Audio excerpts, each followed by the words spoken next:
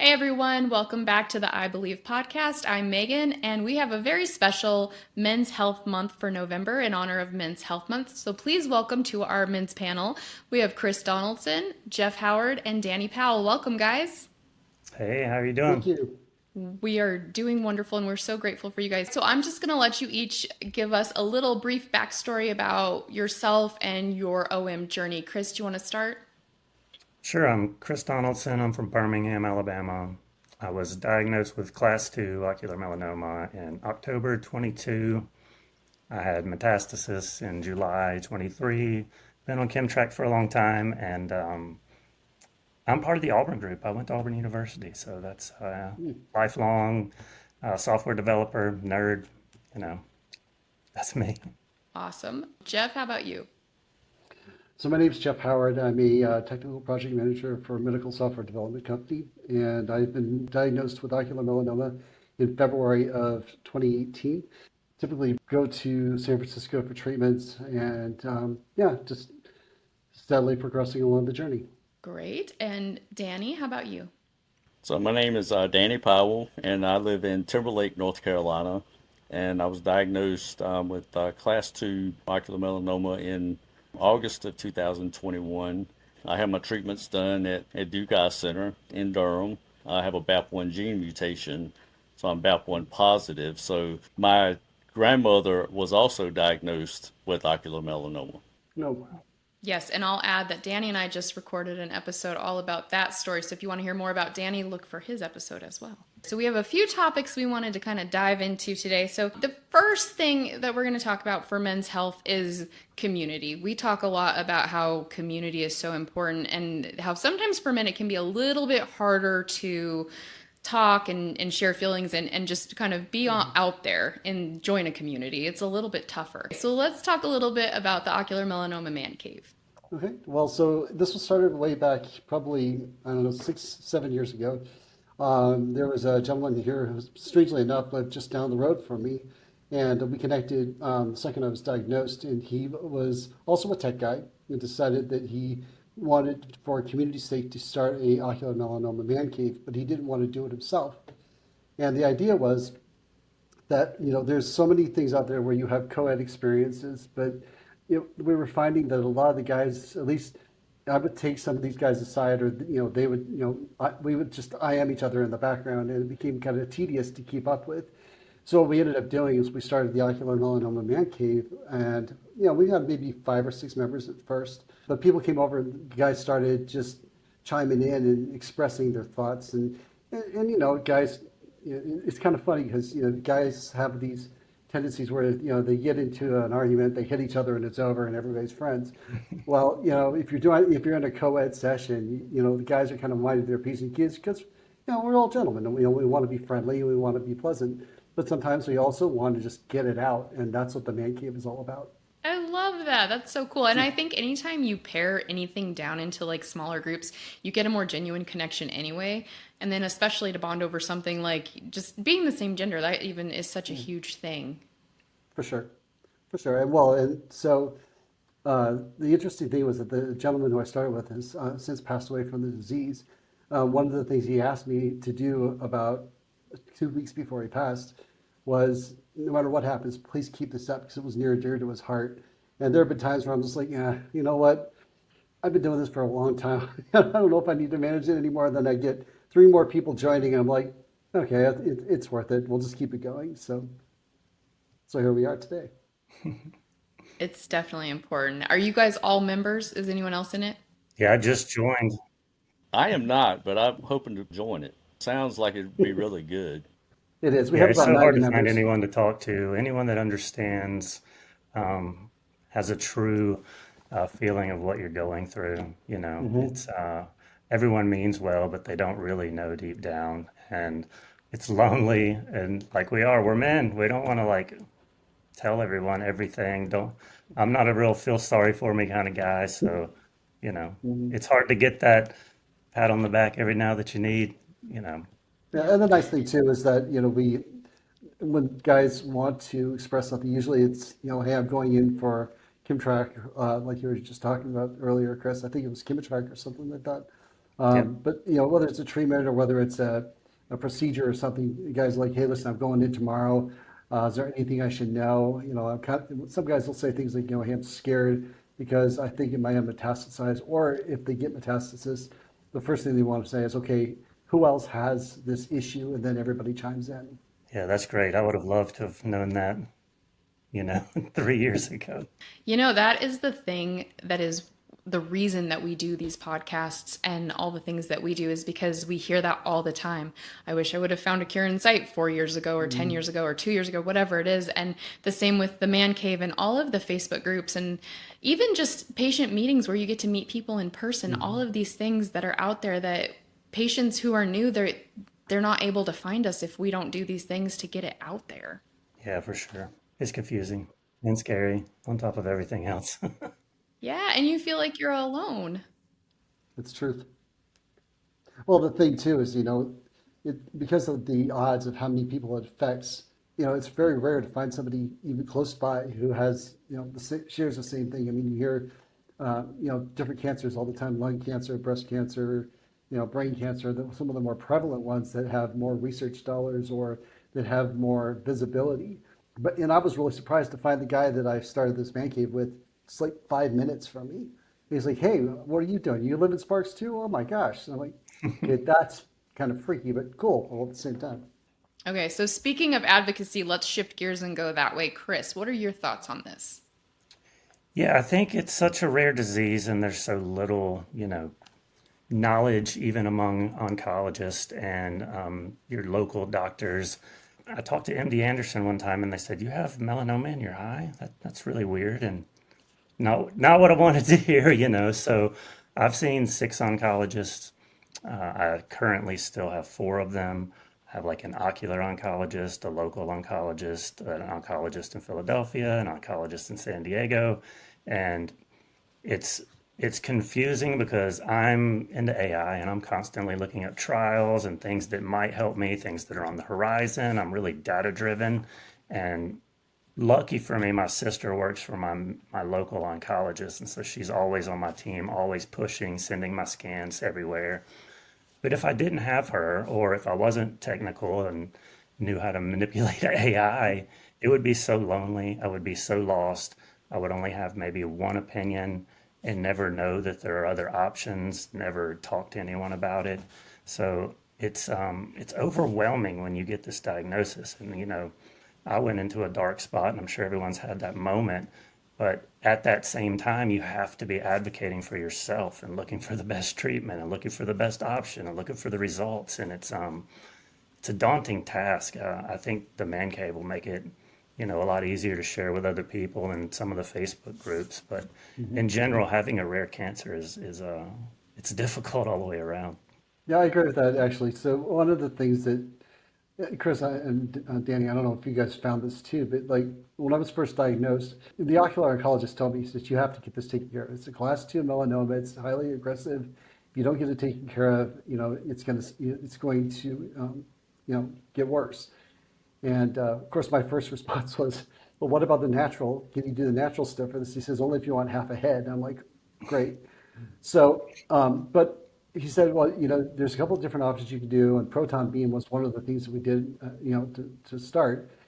And trying to get that through the insurance companies. I mean, they came back and they wrote me saying that, hey, this is not medically necessary. There's no way we're going to approve this. So the only way to get it done was, like Chris said, just kind of be your own advocate and go after it. And it's unfortunate. And one of the things that helps with these groups and with this community is, for those who say things like what Chris just said, hey, listen, I can't get this through and I have to be my own advocate. Does anybody have any advice on how to go about that?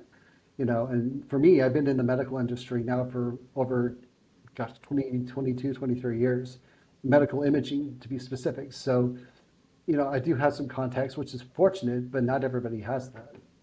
Absolutely. Danny, any thoughts you want to add? Well, I just I'm kind of in a different situation, than Chris and Jeff. I think that the ocular melanoma man cave is going to be, going to be really good. Like I said, I think it'd be great for me, just to have, some different men to talk to. I was diagnosed in 2021, I had plaque brachytherapy done at Duke Medical Center. Well, that's like 30 minutes from my house. I've talked to so many people, and a lot of times they have to travel, and it sounds like, that you guys might have to, like to different states for your treatments and stuff. And so, like I said, I'm right here at Duke Eye Center and Duke Cancer Center. I think this OM ocular melanoma man cave will be really a really good resource. Yeah, the travel is difficult. I think I've been For to sure. Philadelphia 15 times. Yeah, San Francisco for me. And again, there's just no like linear path of this journey. It's always if then, or maybe try this. But I feel like it all comes down to me making the decisions, and that seems to feel the wrong way around. I feel like I should be told this is what you need to do. Now, Chris, you make a really good point actually about that. So my ocular oncologist is good. He's great. But I've had this, I'm now on my second general oncologist because what I'm finding is, like Chris said, they come back and they say, oh yeah, everything's fine, everything's great. And you're thinking, something doesn't feel right. Something's off. And I can't tell you what, I can't tell you why. And like Chris, I'm very data driven myself, and I read a lot of NIH white papers. I do a lot of research. Of course, I'm not, anything more than a Google MD.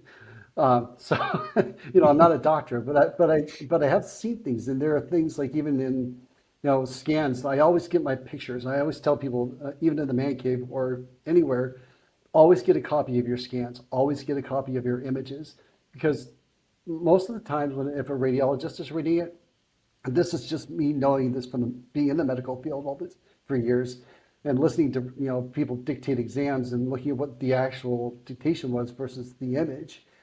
um, Doctors miss things, especially with everything that's going on in healthcare right now, where there's so many people being filtered through the system and doctors aren't able to take time with their patients. Happened recently where I had a scan and I said, hey, I noticed on my PET scan, there's a couple of images that lit up, or a couple of spots that lit up that weren't there before. And, the radiologist, when he dictated the report, said, all clear. How did you miss that, Yeah. But that's just the things. They're trying to rush through the process. So unfortunately, you do have to kind of pay attention to those things. And even though we're not doctors, we still have to be informed. Yeah, I'm feeding all my CT and MRIs into AI and letting it read them, and then I'll go back to Yes. my doctor and say, AI says I got a problem. What do you say? yeah, and all my notes and everything. And I know there's privacy issues. Some Mm, people won't want to do that, but mm, I'm at this point, I don't care. I want to know as much as I can yeah, know. 100%.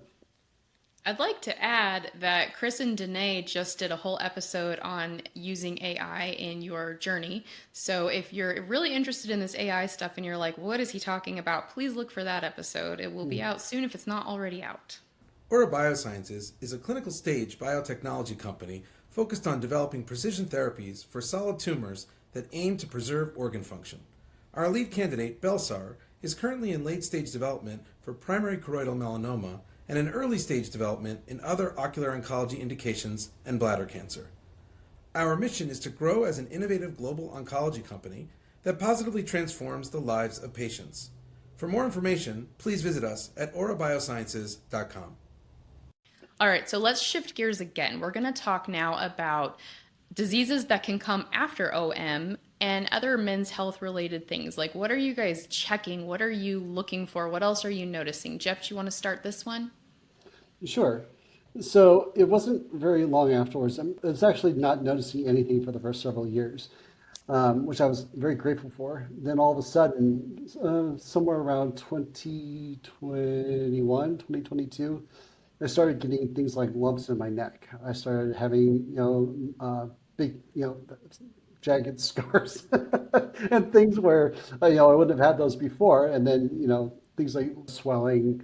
I had autoimmune issues. I was hospitalized for a branch retinal artery occlusion, optic neuritis, and things that were looking as to appear as MS related or Parkinson's or ALS, which they're still trying to diagnose.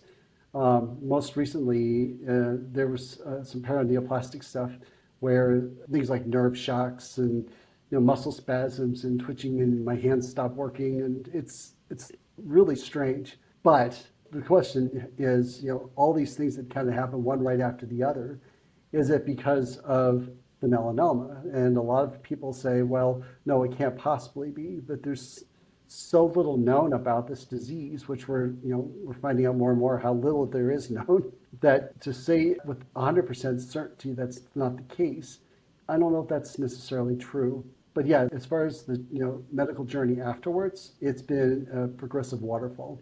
Oh, I'm so sorry to hear that. That is Yeah, man. unfortunate. Yeah, to have to go through that and then so many other things, and especially the unknown. Like, that is the hardest part, I think, of just having someone tell you, I don't know. Like, oh, so frustrating. It's idiopathic, they say, to which I respond, so you don't know, who would know? We would know because we research it more than anyone. Oh, amen to that. All right, what about Chris? What are you doing as far as men's health? My wife's a dietitian, so I should be eating better, but I tried that no sugar, Mediterranean diet, and I don't like olives or fish, so that kind of crashed and burned pretty quick. Um, you know, it's strange, and like Jeff, I'm very grateful that I haven't felt like I had cancer. Of course, I lost vision in my right eye after plaque brachytherapy over a course of a year. I've had a lot of side effects with the treatments that I've had, but I'm fatigued. I already had sarcoidosis, which is an autoimmune lung disease, and so that somewhat DQs me from a lot of trials. But I feel like I've been really lucky. I'm just tired. I could be like a silver medal, napper. My wife says I've always been that way, but hey, do we know if it's from this or do we not? I think it is. Yeah, there's no shame in being a good napper. That sleep is so important. Take those naps. Oh, it's interesting, Chris. I want to join in with you on that one. So the fatigue is interesting. It's one of those things that kind of goes missed. That they say, well, it's probably because you're getting older, but this is not that. And I'm right there with Chris. And the fatigue can be crippling at times. Yeah, I mean, your body's fighting a lot of different things. It makes sense that you're going to be tired. How about you, Danny? What are you doing? Yeah, so, I'm not one, I don't like to go to the doctor, but gotten to a point now where anything that I have, I want to go get it checked out. And, because there is, just so little, that's known, about OM. But like I had this knot pop up in my leg a couple of years ago. And so I went and had that checked out. And since then, I've been found out to have a little bit of mild congestive heart failure, not real bad. Not anything where it really affects me. So I have to watch out, for that also. Probably my biggest thing, and this is just the weirdest thing, was that I love eating shrimp. So, I always, loved eating shrimp. Well, back here, I guess it was April of last year, me and my wife had been out to dinner and I had shrimp that night. And about 3 days later, she had some leftovers in the refrigerator and I ate her shrimp. Well, then I had an allergic reaction to it. Well, actually, I thought it was something else. Thought it was, something that I had put in my car that caused the allergic reaction. So, and actually, when I had the reaction, I went into anaphylaxis and had to go to the hospital. And so, well, about 3 weeks later, I ate shrimp again, had another reaction to it. That was when they determined, okay, you're allergic to shrimp. That's what your issue is. But it was just really weird because I've always eaten shrimp, and did the OM cause it? I don't know.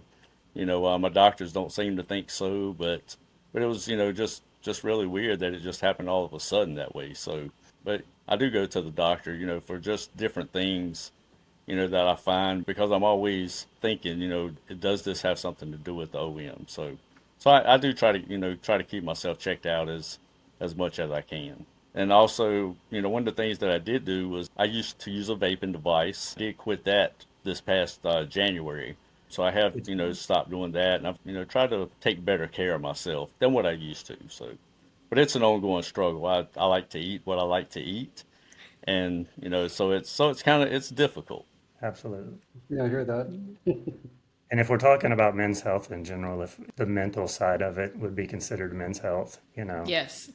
I I truly feel that the most difficult hidden thing that has punished me the most is the mental side because it never stops. It's every second of every day. My wife is cupcakes and rainbows, and I love her for that. But my brain works a little bit differently. So for the seven stages of grief, I may not get to see my grandchildren. My wife might get Hmm. remarried. These types of things would just infiltrate me and just punish me. And you put on a smile and go through your day, but I haven't found a really good answer for that. And it's just constant and it's invisible. And like we said earlier, we're men, so I don't really want to go to my golf buddies and say, "Can you guys cry with me?" Like this is terrible. So it's just an attack on you mentally, and it never lets up. Yep. Well, and there's an expectation too, like you just said, Chris. There have been several things, at least for me and my wife. We've had things happen over the years that were tragic, and because of my wife having friends that she did, they all kind of came around her and supported her, and then everybody else is like, suck it up, Buttercup. You're a guy. You're not allowed to have those kinds of emotions, and you know, and it is like you said. We just had our first grandchild about 2.5 months ago, almost 3 months ago now, and that does run through your mind almost constantly. That every time you feel something that's a pain or some new symptom or something, you think, "Oh my gosh, is today the day?" Yeah. It's such a shock to your system when you hear that. I know you guys are pretty similar. I was at an eye exam, go to a doctor a few hours Mhm. later. No one's there. Everyone huddles around. You have class 2 ocular melanoma. There's no treatment. There's no cure. You'll probably lose your eye tomorrow. So, a few hours early, I was at an eye exam, and now I'm going to die and lose my eye tomorrow. So, Yep. just the shock to your system, it's just overwhelming. And I hope that other people can hear this and think it's okay, to be sad about it, to be upset, and to contemplate all the different factors in it. It's okay. That's a huge trauma. Yeah, it's funny because Chris, you said that you went to your eye doctor and they kind of told you all the ins and outs of it, how dangerous it could be. My retinal specialist wasn't as nice.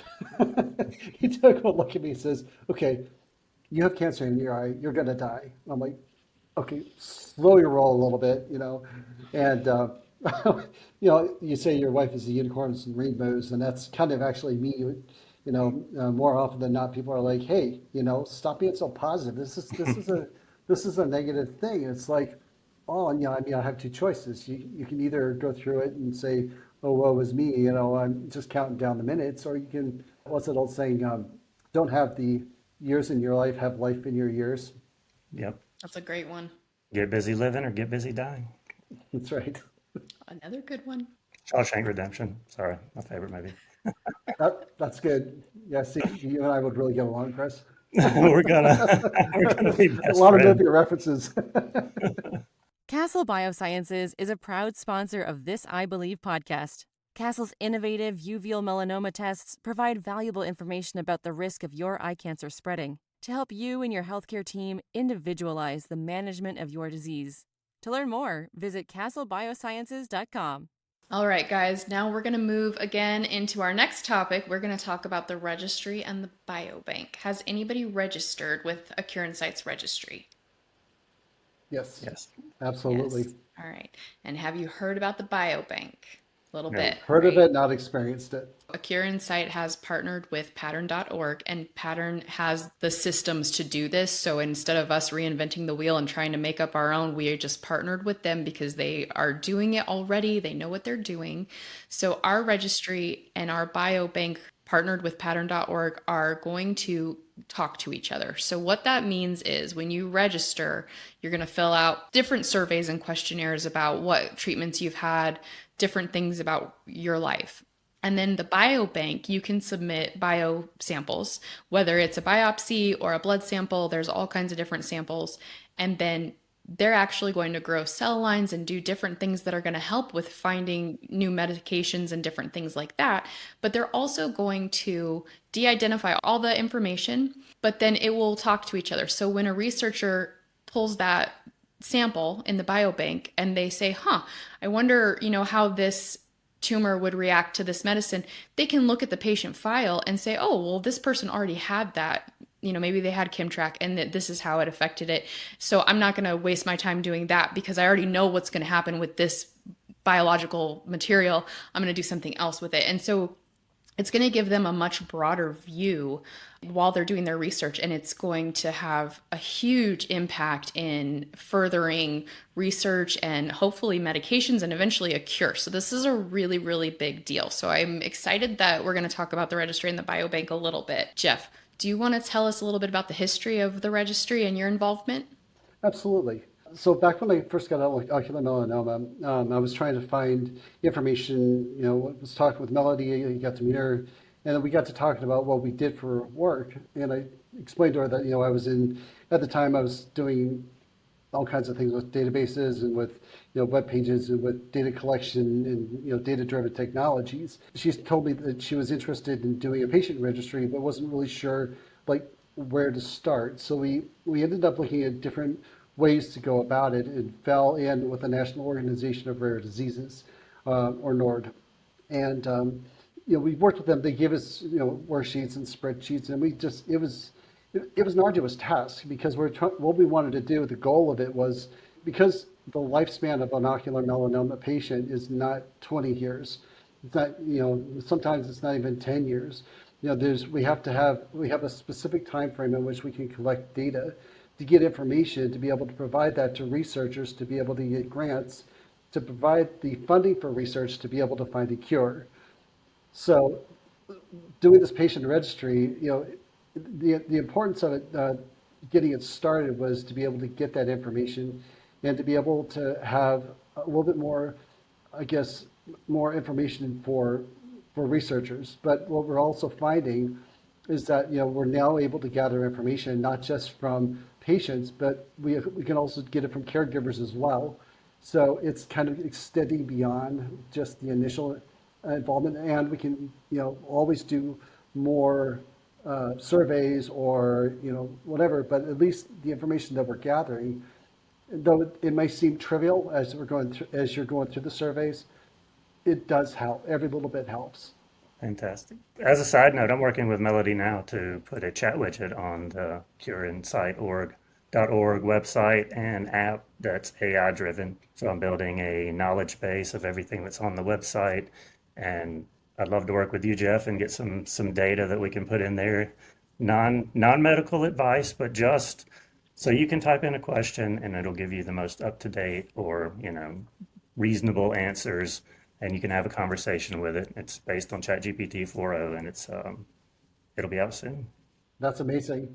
That really is cool. Yeah. And if you guys don't know, we do have an app. It's new, but it has launched, and we are in the process of figuring out really how to use it to the best of our abilities. I mean, what to put on it, how to get it out there. So go ahead and download the app, but bear with us for this first few months, this first year, as we really kind of fine tune and figure out what we're doing with it. It might be a little quiet at first while we kind of figure it out, but once we have a good rhythm and we've got some help from Chris. And another thing, guys, just understand that we talked about advocacy before, and this is also part of it. Jeff helped build the registry. Chris is helping with the AI part of the app. Melody created a CureInsight because there was no other patient advocacy group at the time. So all of these things are happening because patients are making them happen. No one's going to come in and do this on your behalf. Like, the patient community is the one that is doing all of these things. So if you would like to get involved with anything, please email any of us. Our email addresses are our first names at careinsight.org. You can email any of us, and we've got lots of ways you can get involved. But if you have a specialty like AI or IT or just anything that you're like, what, I'm really good at this and I think I could do something, let us know, because none of this is going to move forward unless we do it. So, let's do it. If anyone's ever interested to check out what all this data is doing or where it's going towards, if you go to the CureInsight website, there's a annual report that's been put together, and all the data that we've collected and generated from those surveys and from any information online is in that report. And that report is the report that goes to researchers, goes out to benefits, goes out to foundations. And just if you want to see where that's all going, like you said, it's all patient driven, and anybody who joins this advocacy can play a part.